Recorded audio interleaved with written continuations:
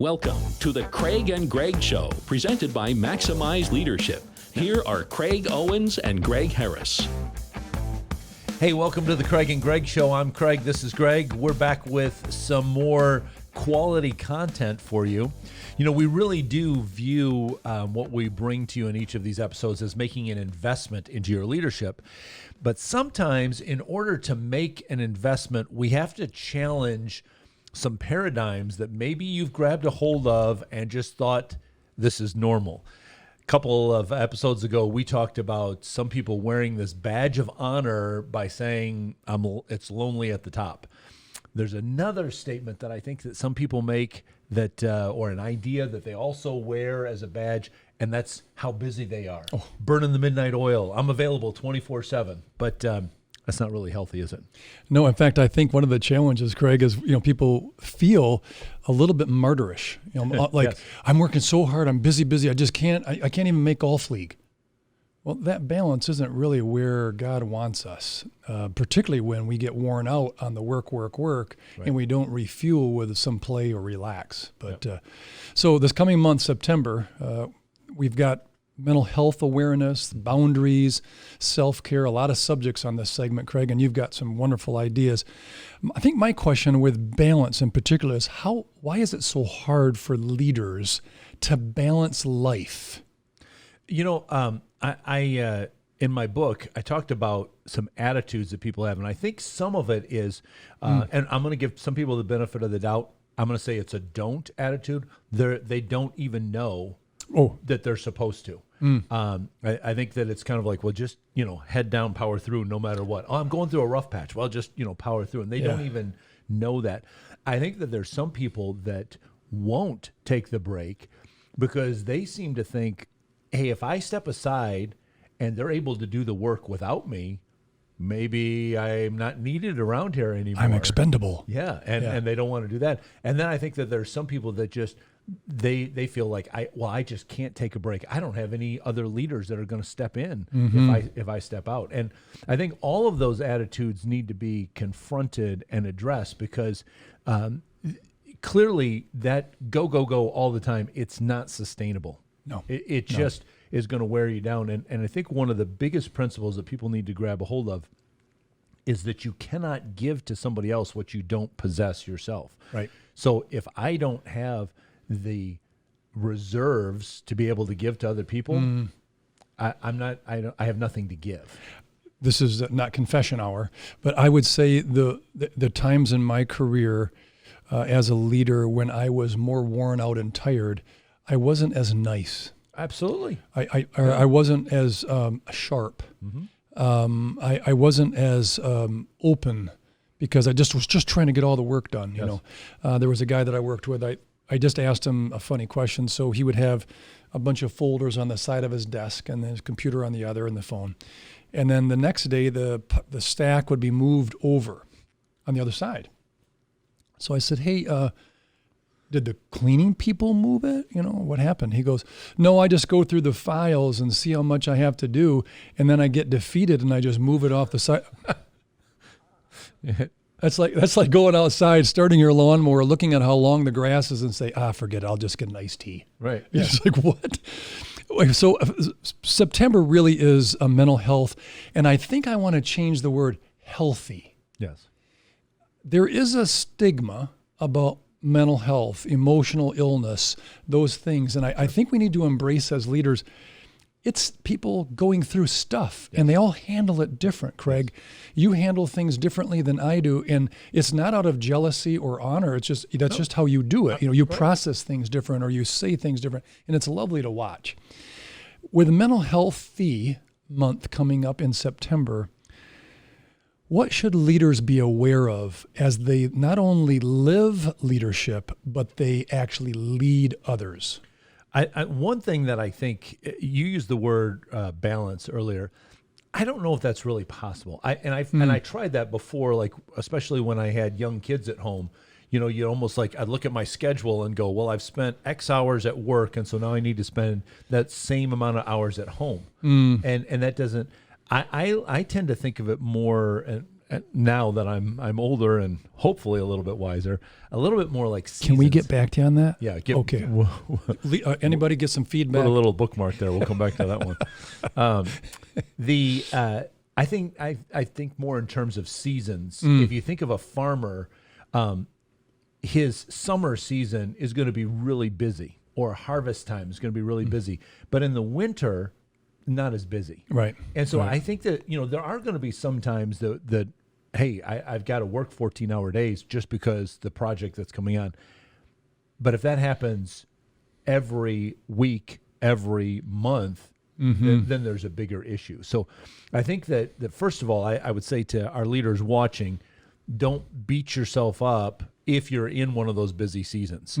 If that busy season continues, then that's not, getting back to your word, that's not healthy. Right. To stay at that spot. But I think the other thing is to setting those boundaries of knowing your limitations of I can't do this anymore. I think that was very wise of you to recognize, like, hey, I wasn't a very nice person when I was stressed out like that. So And it's true. I mean, you think about just about anything in our life. If your brain is not alert enough to engage, I mean, how do you sit there? You try to, I'm going to read a book to relax. And, that happened to me. Yeah, exactly. You can't remember any of that. I think your patience with other people gets shrunk way down, and you snap at people. You're not as, there's a problem that ends up on your desk, you're not as creative in solving it. And so we've got to set aside those times to pause. Pretty simple, anytime that you feel your heartbeat, it's work, rest, work, rest, work, rest. There are times that it'll work faster because, you're, right. But what would we call our heart if it was just all squeeze and no rest? A cramp. You're dead. Right? Yeah, right. If it's all rest and there's no work, you're dead. Right. I think that we need to become, as leaders, we need to become more tuned in, and it's okay to say, I don't have anything to give right now. I need a break. This may be off script a bit, but I wonder if balance is unachievable unless we say balance is always doing this. Yes. Right. So so sometimes the season, as you're talking about for other leaders, the season you're up here now because you're like, oh my goodness, it's just going full bore.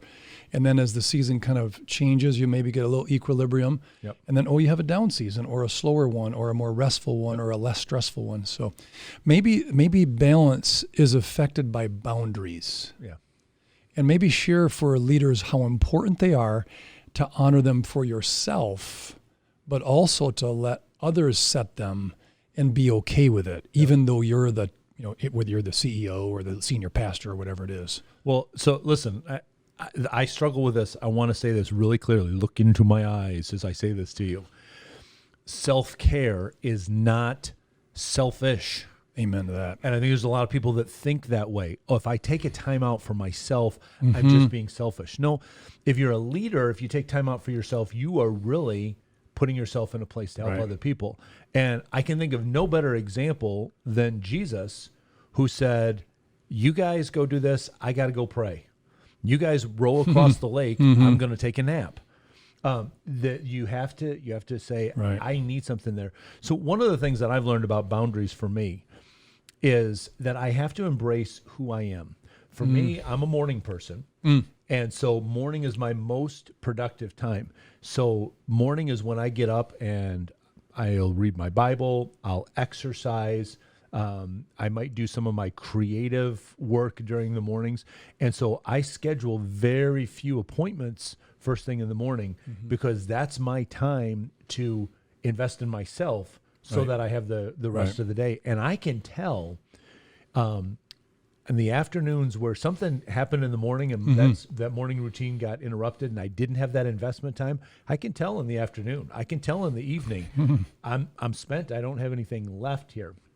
But you have to embrace that. If you're not a morning person, then and your time that you come alive and you're really alert and the time that you can invest in yourself is the afternoon, then set aside the afternoon. But you're going to have to do that, and don't compare yourself to others. No. Don't say, oh, well, he's up at 5 o'clock in the morning. He's doing that. I got to get up at 5. if you don't function at 5 o'clock, then you are actually depleting yourself. You're not investing in yourself. So I think the boundaries protect us maybe to allow for balance. Yes. It's so easy. So this is a sort of a confession. This is kind of confession day. I don't know. So leaders out there, I think the pressure on some of us is to be available 24/7, 365, no excuses, nothing barred. Oh, I'm at my son's t-ball game, but I'll take this big call with a client. Unless something's on fire or there's a huge emergency, it's just when that person decided to call. And we've had that debate, you and I, what's urgent and what's emergent. But I do think boundaries or margin. So can I tell a funny story about my grandpa? Bless his heart. So where he put his food, I don't know. He wasn't, this is my mom's grandpa, my mom's dad, wasn't a big guy. I mean, he was decent size, but Thanksgiving, we ended up doing the big plates, like not just the nice plate, the big plates. They're just shy of a serving tray, at Arby's or wherever. And my grandpa would load it all on. He'd put this big swimming pool of mashed potatoes. He went and got 5. He wants a drumstick from the turkey. I mean, his everything on there. And then my grandma would pass the yams. And he'd look. No room. I have no margin. So for about 5 to 8 minutes, all my grandpa would do was work on making room for the yams. But he had to eat the food so fast that he didn't really enjoy it. And that's a little bit like us in leadership, right? We're trying to make room, so we do something quick, maybe not our best effort, or we dump on a teammate, not our best effort, and certainly not what they wanted. Right. But that margin does help to be cognizant of, like you just said, in the morning, I'm going to protect, I'm going to defend my margin. Because I know I'm not going to be creative at 4 or at 7 at night. I'm going to be creative at 6 in the morning, 8 in the morning, 10 in the morning. So I think the boundaries, do you have any examples of how maybe you saw it in either your leadership journey or others where, wow, that would have been a good mechanism, but you or they didn't have it? Well, one of the things that was huge for me was in Stephen Covey's book of 7 Habits of Highly Effective People. If you haven't read that book, leaders, you got to read that book. But he's got a grid, and we've talked about these different things where they're urgent or they're important or they're neither or they're a combination. And for me, the main thing that I wanted to look at first was this one category of things that were not urgent, so they didn't have a deadline attached to them, and they weren't important, so they weren't mission critical. What were the things that I did? Now, this might sound counterintuitive when you say my schedule is already so busy, but I took a week and I wrote down at every 15-minute increment of my day what I was doing in those 15-minute increments. Then I was able to I took a highlighter and went through and I highlighted those things that would have been what Covey calls quadrant 3, not urgent and not important. And I said, man, some of them, okay, well, it's only 5 minutes there. Well, yeah, but when I have that 12 times a day, there's a whole hour that I could have done something else. That was very eye-opening to me to address those things in that quadrant 3 and say, what is something more productive that I could do with my time than, pulling out the remote control and just sitting there and going, and I'm like, I'm just mindlessly going through the channels. I'm not even really watching anything. But I was saying to myself, I'm just relaxing. I'm decompressing. Not really. No, it's kind of spending time. Yeah. And so that really helped me. And then the big thing is that when you take something like that off of your schedule, so maybe you say, another quadrant are things that they're important to the organization, but I don't do them very well. Right. Or someone else does them better. So that's why I want to raise up other leaders. Right. Well, the key thing is once I've handed that off to another leader, not say, okay, well, I just opened up a half hour. What can I put into my schedule there? But to say, you know what, that half hour might be a good margin, might be a good buffer for me, so that, using your analogy, when one of those busy times come, I got some space here to be able to jump in on this, and I don't feel like so frantic or overloaded. I feel like, oh, good, I can handle this. Right. I think one of the plugs for us is, we enjoy coaching leaders, and that's one of the subjects that can come up on our one-on-one calls with the leaders that we coach. Is what's your pace? Right? Where's your margin? Have you honored your boundaries? What snuck through? Because the self-aware is such a gift for a leader when it's coming to the boundaries and the self-care, so forth. I read a quote that was pretty enlightening, and this is almost like a leader is a superhero to many, right? But in terms of self-care, brings your power back. Yeah, absolutely. Versus being like an empty vase. You just have nothing more to pour out because I didn't collect anything. I didn't rest. I didn't make sure I was okay. Yep. But I think self-care is, kind of rejuvenates or refreshes our power so that we can actually not be power-hungry leaders, but actually be powered to be a leader. Could be servant leadership, which is, your book title coming up in September. By the way, get that September 28. Go to our website and order it.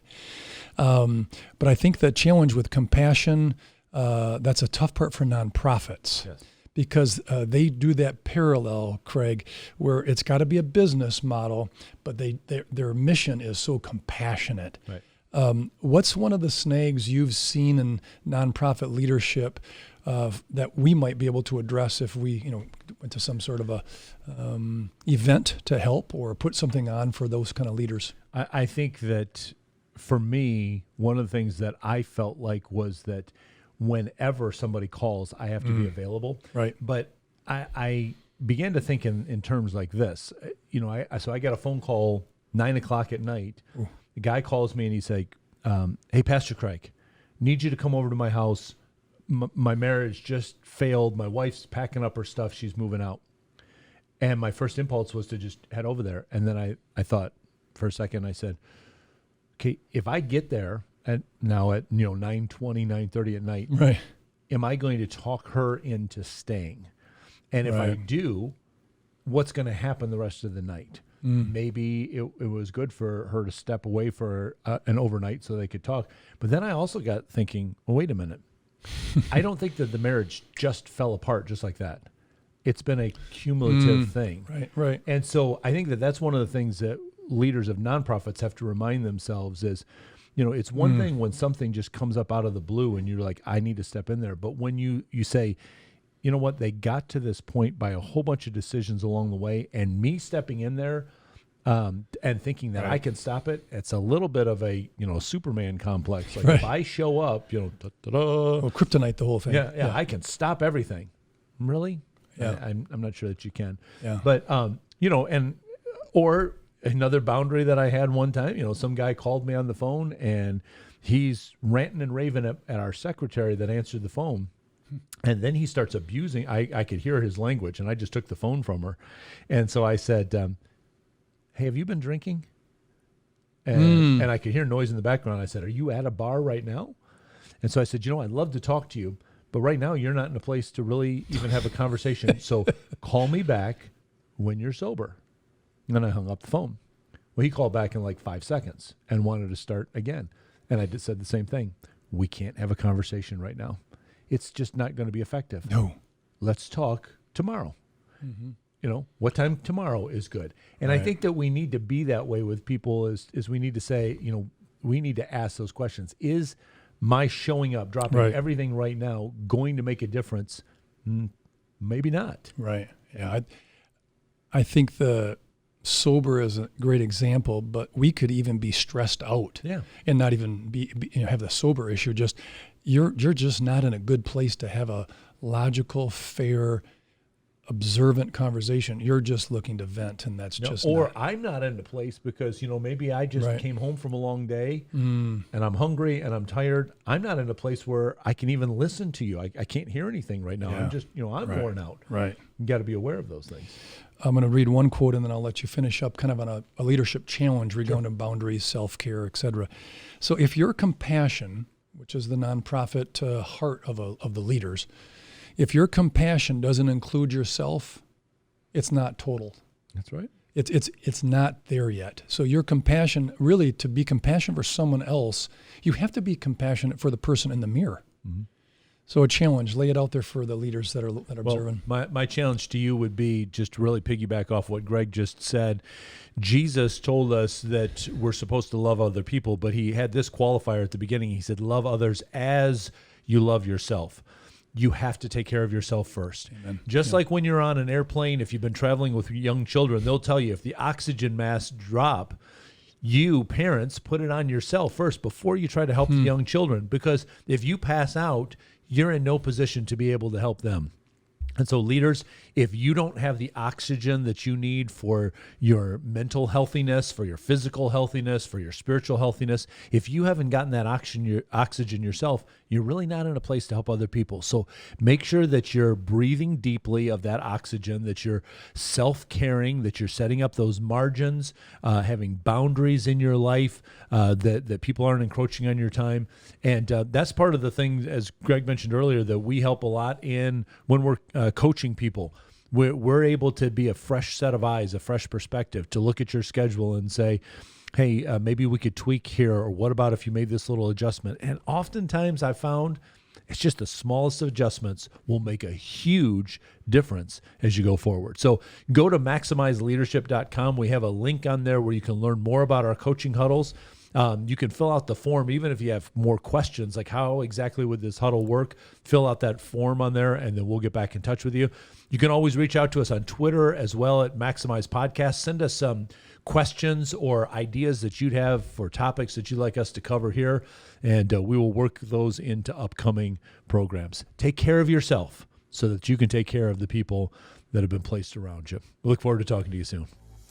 Get in touch with Craig and Greg through Twitter at Maximize Podcast or at MaximizeLeadership.com. Be sure to subscribe so you don't miss any episodes of The Craig and Greg Show.